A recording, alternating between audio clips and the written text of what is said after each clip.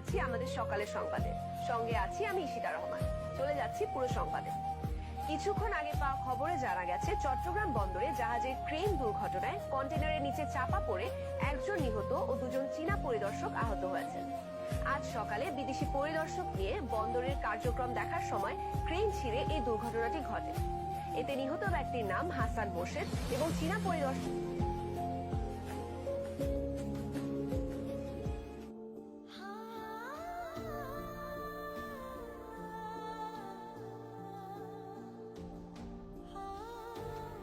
এই সীতা, সমস্যা কি?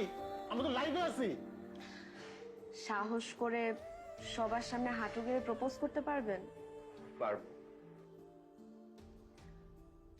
আমরা চলে যাচ্ছি আমাদের উপস্থিত প্রতিনিধির কাছে।